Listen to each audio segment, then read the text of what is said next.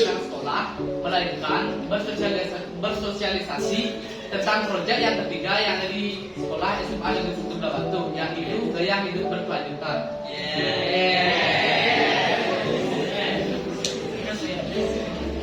Nah, jadi tolong disimak ya, karena ini penting untuk kehidupan kalian juga.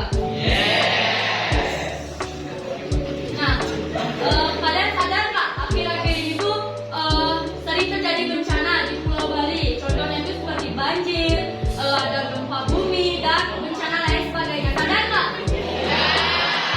Kalian tahu nggak itu terjadi disebabkan karena apa?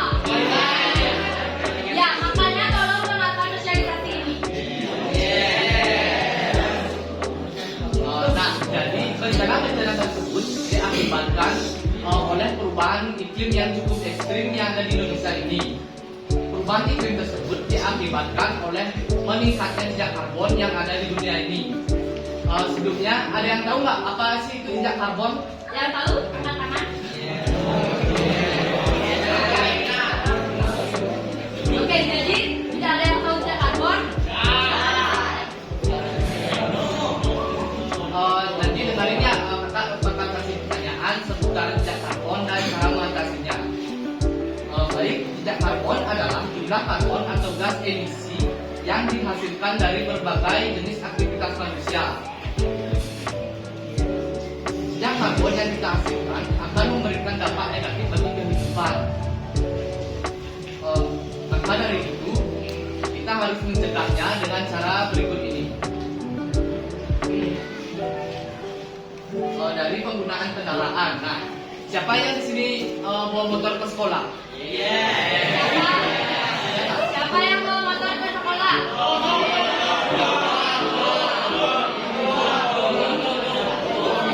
Nah, dari motor yang kalian gunakan itu juga bisa menghasilkan karbon loh. Kalian tahu nggak?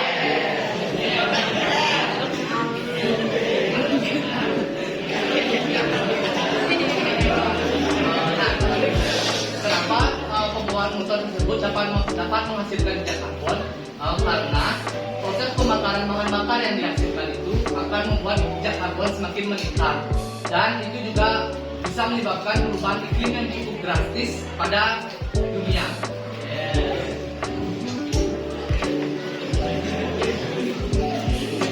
Nah, selanjutnya kita bisa menghasilkan karbon dari energi listrik atau air yang kita gunakan. Nah, penggunaan energi listrik untuk keperluan sehari-hari itu misalnya seperti TV, AC, kulkas, lampu, mesin cuci dan microwave dan berbagai peralatan listrik lainnya. Ternyata itu berbanding lurus dengan dihasilkan gas emisi loh. Kalian tahu nggak? Nah, pada sumber energi listrik yang kita gunakan, kebanyakan sumber energi listrik masih berasal dari pembakaran bahan fosil pada pembangkitan listrik.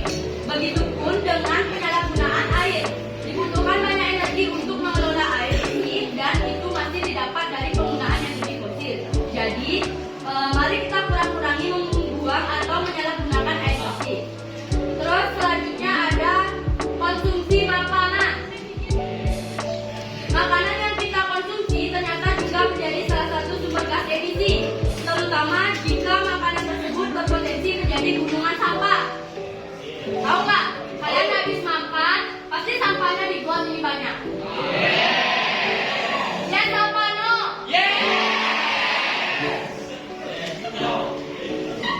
Nah, mulai dari ekstraksi bahan baku, proses produksi, proses distribusi, hingga barang tersebut sampai di tangan kita, ternyata meninggalkan jejak karbon. Misalnya, bagi kalian yang suka makan daging sapi, siapa suka makan daging sapi? Jejak karbon yang dihasilkan sangat tinggi. Ya, daging sapi itu menghasilkan jejak karbon yang sangat tinggi.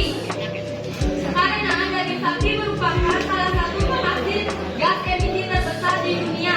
Maksudnya di sini, dalam pengadaannya, bayangkan berapa liter bensin dan solar yang dibutuhkan untuk mengantarkan dan memproses makanan sapi, hingga akhirnya memproses dagingnya juga. Nah, dan belum lagi dagingnya harus didatangkan dari luar negeri, entah dari Amerika, Jepang, atau Australia. Jejak karbonnya bertambah karena proses distribusinya yang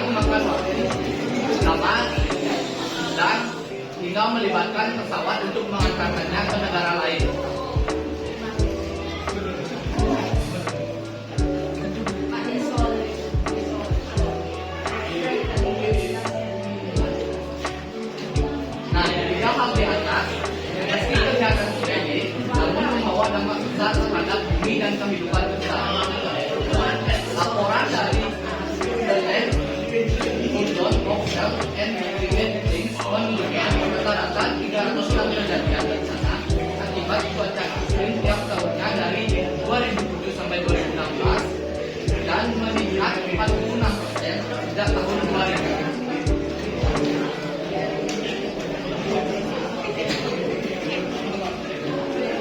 Oke, penyebaran penyakit. Jejak karbon juga terpengaruh terhadap kesehatan tubuh. Misalnya penyebaran penyakit menular seperti malaria. Hal ini disebabkan oleh semakin luasnya pergeseran wilayah tropis ke wilayah subtropis. Berbagai penyakit tropis juga akan menyebar di berbagai daerah. Selanjutnya ada rusaknya ekosistem laut. Jejak karbon juga mengakibatkan rusaknya ekosistem laut. Semakin banyak gas emisi yang diserapkan oleh laut akan menyebabkan kadar asam semakin tinggi dan merusak berbagai ekosistem laut. Berbagai hewan laut akan sulit untuk bertahan hidup. Selain ini menimbulkan pula kenaikan air muka laut dan kenaikan suhu di 5,8 juta. Terus selanjutnya ada es di kutub mencair. Kenaikan suhu bumi yang disebabkan oleh semakin tingginya jejak karbon juga mengakibatkan lapisan es kutub semakin menipis. Hal ini menyebabkan ekosistem di kutub menjadi terganggu dan naiknya permukaan laut. Terus adanya berkurangnya air bersih. Coba kakak mau tanya, ini di samping ini kan ada got, itu bersih nggak airnya? Kenapa nggak bersih? Kenapa air di got ini nggak bersih? Kenapa? Ya, jadi karena banyak terdapat sampah. Coba kalau kalian buang sampahnya itu di tempat sampah, kan percuma ada tempat sampah kalau nggak buang sampah, ya kan? Nah, berkurangnya air bersih. Dampak jejak karbon selanjutnya adalah berkurangnya kadar air bersih di bumi. Hal ini disebabkan oleh semakin tingginya jejak karbon dan berpotensi membuat suhu bumi meningkat dan naiknya permukaan air laut. Jika air bersih sudah berkurang, air seperti apa yang kita gunakan? Kalian mau mandi pakai air got? Mau nggak mandi pakai air yang ada lumpur-lumpurnya? Mau kan?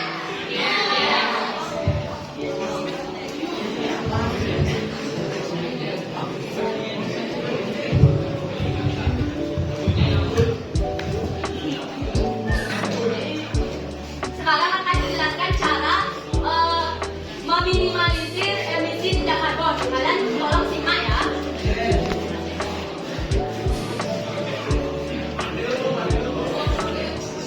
Nah, di sini kakak sudah siapkan yaitu ada 5 cara untuk meminimalisir jejak karbon. Yang pertama yaitu ada reduce, reuse, recycle. Sebelumnya siapa yang sudah tahu apa itu reduce, reuse, dan recycle? Yang tahu 3R? Ada yang tahu tolong angkat tangan dong? Ya, silakan dipikir dulu ya, nanti kakak belum maju dapat hadiah. Nah, yang kedua itu ada mengurangi penggunaan plastik. Plastik juga bisa menyebabkan jejak karbon karena penggunaan plastik yang tinggi akan membuat tumpukan sampah. Nah, jika terus ditumpuk, sampah tersebut akan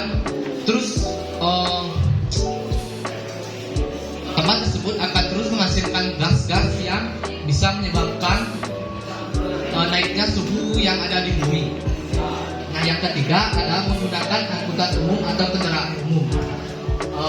Maksudnya itu penggunaan kendaraan umum juga dapat meminimalisir terjadinya jejak karbon karena angkutan tersebut dapat mengangkut puluhan orang atau bahkan lebih. Maka dari situ bisa meminimalisir penggunaan kendaraan pribadi. Dan ada yang keempat, membatasi penggunaan barang elektronik. Seperti yang kakak jelaskan tadi, sebagian besar peralatan elektronik masih menggunakan listrik bertenaga fosil. Maka dari itu kita harus bisa menghemat penggunaan listrik pada penggunaan barang-barang elektronik rumah tangga seperti TV, AC, kipas angin, dan lain sebagainya. Yang kelima ada konsumsi produk lokal dan musiman. Yang dimaksud itu adalah mengurangi penggunaan produk impor yang diimpor dari luar negeri ke Indonesia. Pengimpornya itu dapat menyebabkan naiknya emisi gas karbon karena menggunakan bahan bakar fosil dan dapat menyebabkan terus naiknya jejak karbon yang ada di bumi.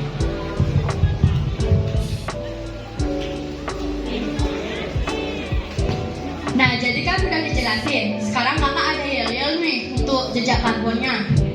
Bisa ikutin kakak, Kak? Bisa, nanti kakak suruh 2 orang maju. Kalau bisa yel-yelnya 2 orang, kakak kasih hadiah.